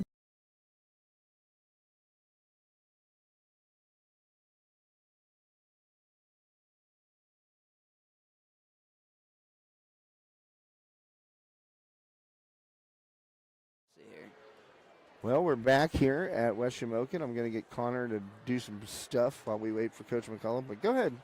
Yeah. I got the Bradigans graphic up there, so if it just looks horrible with my giant head, then go ahead. Turn it to me. Yeah. There you go. There you are. All right, well, I got to get my hat out of my eyes, so I'll wait for Coach McCullough, and you can take it off me there first. Sure. Nah, it's fine. This is my ergonomic mouth. Ooh. Enjoy that. Fancy. I know, right? It's a seafoam green. Yeah. All right, we got Coach McCullough coming up here. Hey, there's my giant head. Hey, Coach, why don't you, if you can, come around to this side. I got the camera on us. Ooh, did I mess it up? Nope. You're perfect. Okay. Connor's going to fix it here in a second. Right here? Yeah, that's great. I don't want your... Actually, slide over. Connor, can you move it back just a touch? I don't think I can zoom out any on it. Where did I put that remote? Here we go. Let's see if I can zoom out any. Nope, I think we're right up on it. All right. Well, Coach, let's snuggle. All right, let me get the Bradigans graphic off here.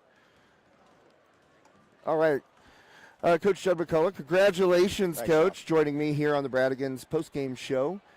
Now, this team, I was talking to Connor a little bit on the drive out. This team, you faced them earlier in the season, about a month ago, a little less than a month ago. A 4 or 5 point win here at home.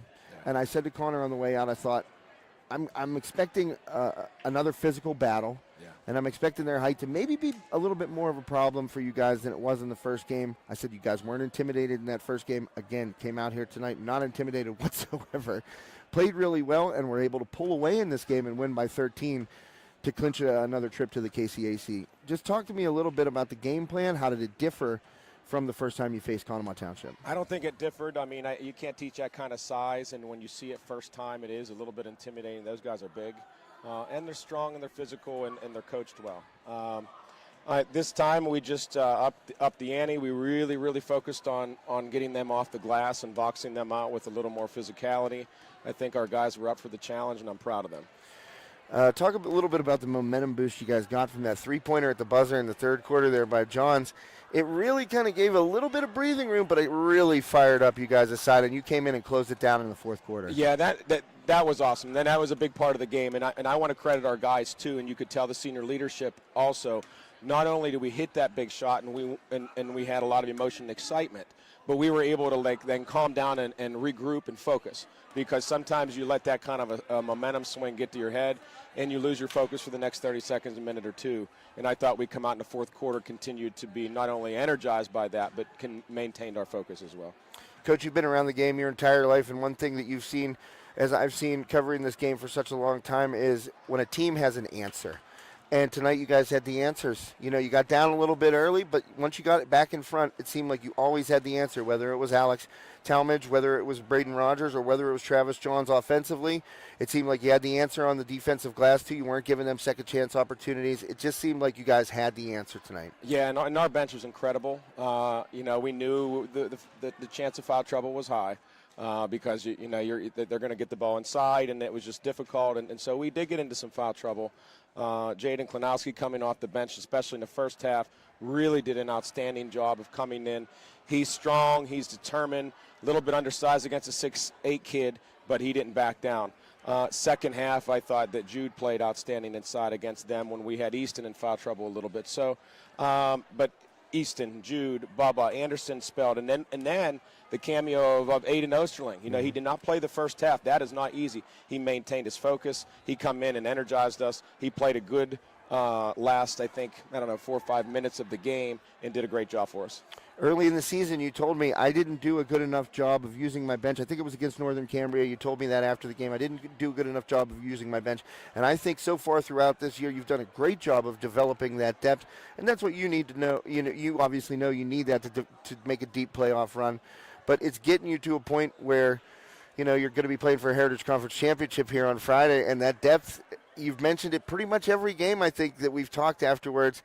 It's really been a major, major contributor this year. It's not just BR putting up 29, which he's done numerous times.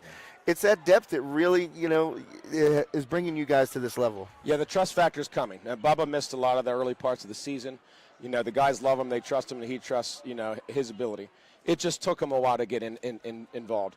And Anderson done a good job early on, spent a lot of big man minutes. He's still obviously getting his chances in there as well, and Aiden as well.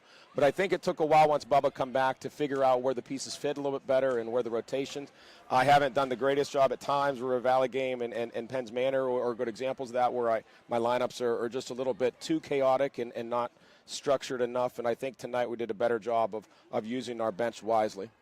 Coach, I said on the broadcast, I don't think I can make the call on our B&E Powder Solutions player of the game. I'm going to put it on you. Wow. Because I've given the 4 guys that I thought were worthy of player of the game tonight, player of the game. So I said, I'm going to put it on Coach McCullough. I'm sorry to put you on the spot. Alex has had a couple games. River Valley boxing won them. I mean, it's hard to go against. Braden had 29 points. And Travis defensively is always so awesome and hit some big foul shots. But I'm going to give it to Alex Talmadge. All right. I think that Alex did a great job of bouncing back after, you know, a couple games that I'm sure he, you know, it wasn't up to his standards. And we know he's a great player, and he bounced back in a big moment tonight, hit some big shots at opportune times. And I'm going to give it to Alex. All right, Alex Talmadge. Thanks to Coach McCullough, not only Thanks, Josh, for joining me after the game every time, but also for making that call for me. It was a tough one for me tonight. It is a tough one. I didn't want to have to Can make I give it to everybody? You can give it to everybody. That's what I would do. Yeah, as a coach, trust me, I've done it. Yeah. I've done that before, where I'm just like, everybody gets a T-shirt. Yeah, right. Congratulations, All Coach. right, We'll see you on Friday at the KCAC. We're excited. All right. All right, thanks, John. Coach Judd McCullough joining me here on the Bradigans post game, and that's going to do it for us. We will see you. Peace on Friday. Connor, turn that camera off my face. All right, cool. All right, that's it. Now, we gave it to Alex. Oh, well, Travis Johns is calling Alex over, so we're gonna talk to Alex Talmadge.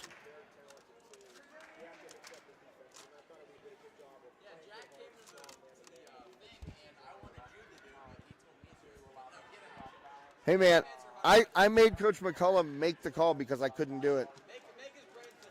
I said Coach McCullough's going to have to pick our player of the game because I couldn't do it. I wanted to give it to you, Braden, and him, and I said that's too tough. Yeah, actually, Alex, stay here. Alex, stay here. And then Connor, turn that toward us, please. Alex Talmadge, sweaty after a great performance tonight, man. Good job. A nice win for you guys. Obviously, heading to the KCAC now, a chance to play for a Heritage Conference Championship. Let me get you a little slack there. And first question is, have you played golf yet in 2025? I haven't got out yet. I mean, I can't go out today, and it's been snowing and ice, and I don't want to ruin the course out there, but indoor? Yeah. Oh, yeah, a lot of indoor. Actually, Joe Rhodes and I got out yesterday. We played 9 holes at Buffalo. They were walkers. You can play 9 holes for $5. First iron shot I took was on number 10. I was about 120 out. hit my 9-iron because it was wind blowing in my face, Yeah. and there was mud all over me after the shot, and I said, this is going to be this kind of day, but outside for the first time. But, Alex, let's get to the basketball game here. You had 15 tonight, and I said to Coach McCullough, what I liked about your game tonight was when, Braden obviously got hot there and carried you guys for a little bit. Mm-hmm. But when they got away, when you saw a little crack there, you were able to get to the hoop, able to finish, able to knock down your free throws as you've done all season. And it was like you guys had the answer tonight. Every kind of situation they threw at you, you guys had the answer offensively and defensively tonight, and you were a big part of that. Just talk about that a little bit, the game plan against these guys tonight, second time you've seen them. The game plan for me or for the team? For you, actually. For me, I just I had a stretch of a couple bad games, and that was honestly sucked mentally. It was like my confidence was down, everything, and a lot of my coaches, like Jack McCullough, coach's son, he came up to me, I want to say yesterday at practice, and was like, whatever happens at the game tomorrow, just put it past you. Don't overthink about it. Just full confidence. Don't think about shooting. Just shoot it. And I really think that really helped, because that whole game, I know I had many turnovers, but that whole game I just didn't think about the turnovers and just played basketball to the best of my ability. So, you confidently stepped into those 2 threes that you knocked down, and they were big. They were big shots, especially the one down here in front of the student section. You don't show a lot of emotion out there, but I could tell you were a little fired up after you hit that one. Yeah, I was. And I mean, it's really nice to see. I always, I played this game a long time, and I watch body language a lot. And I did see that you were a little bit down, previous to this game. But I mean, this is where you shake it off, and where you become. This is what makes you, as a basketball player. You get into these pressure situations, and it's how you react to it. And I thought you did a great job of that tonight. Obviously, BR did a good job of that. Travis did a good job of that. That's why it was so hard for me to make a call on player of the game. I made Coach do it. But he said, we've got all the confidence in the world in Alex, to lead us when need be and to make the plays that we expect him to make. Tonight you did that, and listen, that's what you got to do. Like I said, these are the situations where if you're making a deep playoff run, and the photo on you guys' Facebook banner is you win in a state game last year, and you're in the middle of that photo, and you're fired up, and, listen, 90% of the game is half mental, as Yogi Berra would say. Absolutely. So just talk a little bit about the locker room after the game. I want to know that, because obviously getting a chance to play for a Heritage Conference championship, that's a big deal. Getting to go to the KCAC, big court, big crowd, all that stuff. Just talk to me about the locker room when you guys got off the court. Oh, before we even got to the locker room, in the hallway to the locker room, we were just screaming, going crazy, because I don't even think BR, Travis, maybe Jude, I think, were the last ones to go to the KCAC. Yeah. So the rest of the team had never went. And before this game, I was like, we've played in state playoff games, district games. This game was I just felt like we needed to win. Yeah. I just wanted to win so dang bad, and to pull it off, it felt so good, and the locker room was just crazy. We had music playing, we were screaming, clapping. It was just an awesome atmosphere in the locker room. I just thought, I said to Connor, I don't know if Coach McCullough's coming out. This is an extremely long time for me to have to wait, because he usually goes in, says something to you guys, and comes right out. But listen, a very special moment, as you just said, a chance for you to go make a little bit more history for this program. And I think it would be really cool if you could win a district title in golf and a district title in basketball. That'd be a heck of a high school athletic career. But let's one thing at a time. Yeah. We'll take the Heritage first. But Yeah. we'll be seeing you guys on Friday night at the KCAC. Congratulations, Alex. you. Great Thank job. you. Our B&E Powder Solutions player of the game, Alex Talmadge, with 15 tonight and some clutch shots, some clutch D. And the nice finish with the lefty Euro after the hesitation dribble. I said, I can't do stuff like that. I'm a catch and shoot guy. I'm a rebound guy. I'm not a dribbler. But before I let you go, when you see that, your hesitation dribble, I think, really gets a lot of people off balance. And you're not small enough, but you're shifty enough to fit through those cracks, and then you get the opening in the paint.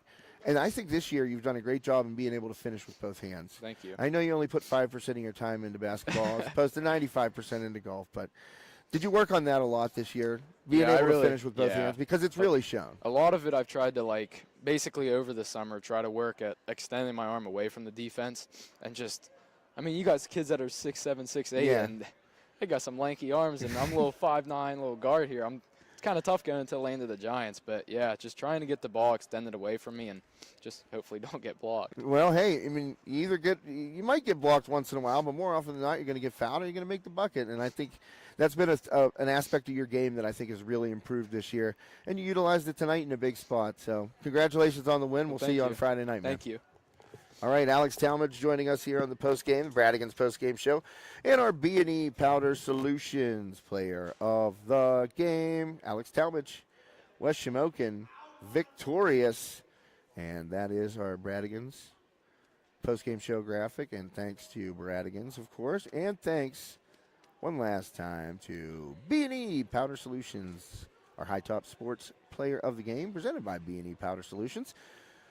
Check him out online, BEPSINC. Jason Elkin, he'll get in touch with you, give you a quote, tell you everything you need to know, all the information for the leader in commercial polyura spray foam insulation. All right, that's going to do it for us. My name is Josh Reckengost. You can see part of my head. Oh, there I am. And Connor Schwartz won't turn the camera on himself because he got a bad haircut. Doesn't like it. But that's going to do it for us here at the Wolves Den. Make sure to join us on Friday night. We'll be at the KCAC, and we'll see if the Wolves can bring home a Heritage Conference Championship. Recapping the final score one more time. West Shamokin 59, Conemaugh Township 46 for the entire High Top Sports Network team. My name is Josh Reckengoss. Wishing you a wonderful night. Stay safe and be well.